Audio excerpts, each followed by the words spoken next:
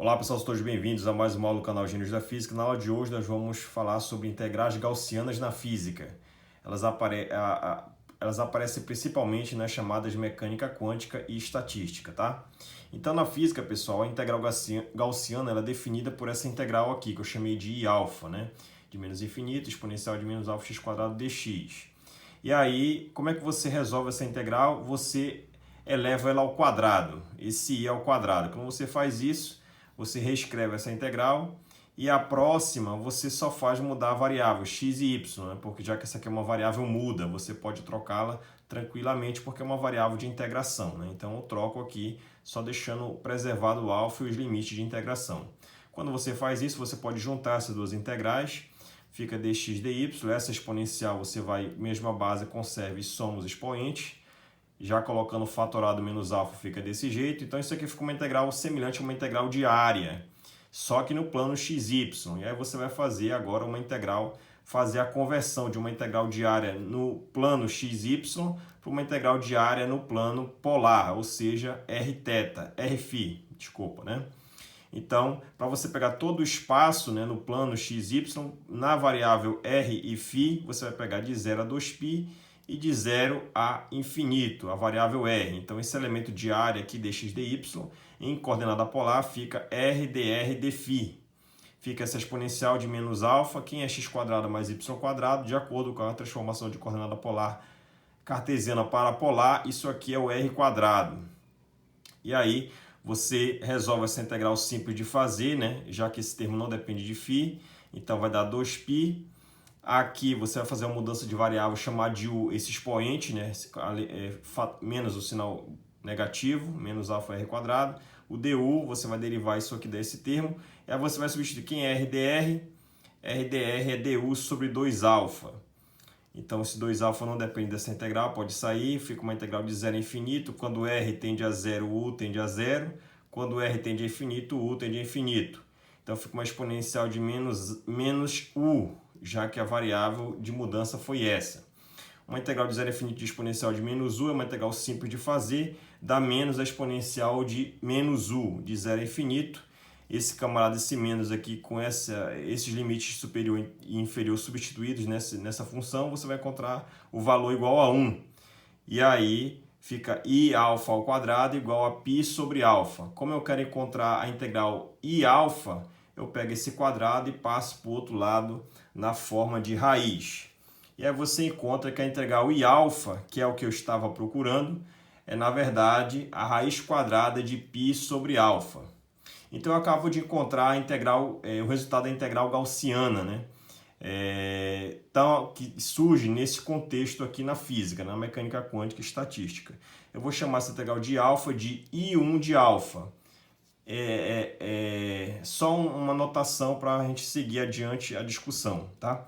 O mesmo resultado, π sobre alfa aqui. Então, quais são as outras classes de integrais, né, que você pode reescrevê-las como integrais que irão surgir a partir dessa integral gaussiana que nós acabamos de fazer, né? Que são oriundas, né? Que são geradas por essa integral gaussiana. Então, essa aqui é um exemplo delas, né? É uma integral de x quadrado exponencial de menos alfa x quadrado dx. Essa integral também aparece na física, tá? Um exemplo por exemplo, quando você vai calcular as funções de onda, né? Do oscilador harmônico quântico, né? As funções de onda para n igual a 1, para n igual a 2, começam a aparecer essas funções aqui. Então, como é que você reescreve essa integral em termos de uma integral gaussiana? Então, se você calcular, veja, a derivada de alfa dessa exponencial, quando você calcula isso, você vai encontrar esse resultado. E aí você pode passar esse sinal de menos para o lado de lá, integrar ambos os lados de menos a mais infinito dx. O que você vai obter? Esse lado aqui fica desse jeito, e esse lado com o sinal de menos, que veio daqui para cá, fica assim. E aí você integra ambos os lados em relação à variável x, de menos a mais infinito. Então você acaba de perceber que essa aqui é a integral que eu estou interessado em saber o resultado, que é a I2 alfa. E essa aqui, né? Você pode, a variável x é independente de alfa, eu posso tirar aqui do integrando essa derivada. E o que fica lá dentro, né, é uma integral de exponencial de menos alfa x quadrado dx. Essa integral nós já fizemos. É a primeira, que é a integral chamada de integral gaussiana. Está aqui, ó, que é I1 de alfa, que eu redefini aqui embaixo. Substituo, então, a integral 2, ela fica como sendo menos a derivada de alfa da primeira integral, que é a chamada integral gaussiana. Uma integral simples de ser feita, então I2, quando você substitui I1 alfa aqui e deriva em relação a alfa, a variável, você vai encontrar esse resultado aqui, ó, que eu chamei de I2 alfa. Uma outra classe de integrais também que aparece nesse mesmo contexto, né, eu chamei aí de 3 alfa. Agora é x à quarta da exponencial de menos alfa x quadrado. Então é a mesma ideia.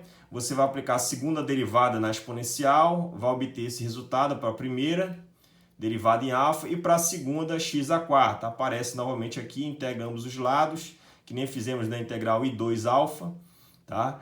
Integra ambos os lados de menos a mais infinito. Esse lado aqui é a própria integral I3, e esse aqui fica uma integral segunda da primeira integral, da integral gaussiana, que eu chamei de I1 alfa. Então você abre essa integral aqui, essa derivada de segunda ordem, em primeira derivada e segunda aqui, ó, entre parênteses, né? Então, essa primeira atua em 1 alfa, na verdade é menos I2, que nós já obtivemos. E aí você vai derivar em relação a alfa menos I2 alfa, que nós já obtivemos o resultado anterior, que é dado por esse resultado aqui, ó. Substitui aqui no lugar de I2 alfa e faz a derivada em relação a alfa. Você vai encontrar esse resultado. Então, a integral I3 alfa é dado por esse valor de 3/4 raiz quadrada de π sobre alfa elevado à quinta potência. Esse alfa, né, é o argumento que está do lado o expoente que está do lado da variável, no caso x ao quadrado, tá? Então, de uma forma geral, essas integrais elas têm um padrão, né, de formação. Elas podem ser escritas em termos da integral gaussiana, que é I1 alfa. Então, essa integral de x elevado a 2n exponencial de menos alfa x quadrado dx de menos a mais infinito, você pode escrevê-la como sendo a raiz quadrada de π sobre alfa. Esse resultado aqui é a integral I1 alfa, que nós obtivemos hoje, a primeira integral. 2n menos 1, duplo fatorial, dividido por 2 alfa elevado a n.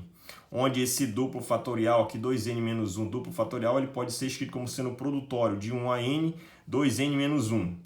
Então, o que significa isso na prática? Então, se você pegar essa integral aqui, a gaussiana nós já sabemos que é esse resultado, tá? Não vai mudar. E as outras, I2, I3, I4 e assim por diante, as que forem aparecendo. Você vai substituir nessa generalização dessa integral, desse resultado. Para n igual a 1, substitui n igual a 1 aqui, ó, aqui e aqui. Né? Lembrando que esse resultado, quando n é igual a 1, n igual a 1 aqui, o produtório de 1 a 1 é o próprio número, ou seja, 2n menos 1, 2, 1 vezes 1, né? 2 vezes 1 menos 1, desculpa, né? Então, aqui vai ficar a integral I2, esse resultado, 2n menos 1 sobre 2 alfa elevado a n. Esse n é igual a 1, nós vamos substituir. Quando substituir n igual a 1, fica 2 menos 1, aqui faltou o duplo fatorial, né? Então fica 2n menos 2 vezes 1, 2. 2 menos 1, 1. 1 duplo fatorial é o próprio 1. Não está aqui, ó. E aqui fica 2 alfa elevado a 1. Então esse 2 sai, fica meio. Esse alfa vai dar elevado a 1, dá o alfa embaixo, dá π sobre alfa dentro da raiz. Aqui fica a raiz de π. Esse alfa vezes alfa elevado a meio, aqui vai dar alfa 3 meios. Dentro da raiz vai ficar alfa ao cubo, ou seja, dá o mesmo resultado que nós obtivemos aqui na integral I2. Olha, meio de raiz de π a alfa ao cubo. E aí para n igual a 2, substitui n igual a 2 aqui. 2 aqui, 2 aqui. Vai obter esse resultado, vai ficar 4 menos 1. 4 menos 1 é 3, duplo fatorial. Duplo fatorial de 3 é 3, é multiplicação dos números ímpares. 3 vezes 1, que vai dar 3. Se desse aqui, por exemplo, 5 fatorial, duplo fatorial, ia ficar 5 vezes 3 vezes 1, que dá 15. Tá? Se fosse um duplo fatorial de 7, né? Ficaria 7 vezes 5 vezes 3 vezes 1. Aí você multiplica e dá o resultado do 7 duplo fatorial. E assim por diante. Continuando, vai dar o 3 duplo fatorial, que vai dar 3. Aqui vai dar um fator de 4. Alfa ao quadrado com esse alfa aqui. Aqui alfa meio com mesma base, conserva e soma os expoentes. 2 mais meio dá 5 meios. Então aqui vai dar a integral I3 como resultado, que é 3/4 de raiz de π sobre alfa quinta, que é o mesmo que nós obtivemos por integração, né, e aplicando as operações de derivada, tá certo? Então, assim que você pode fazer para as outras integrais em que forem aparecendo, por exemplo, x à sexta, n igual a 3, você substitui nessa equação e resolve. X à oitava, n igual a 4, aplica aqui e resolve, e assim por diante, tá certo? Espero que todos tenham gostado, até mais e bons estudos!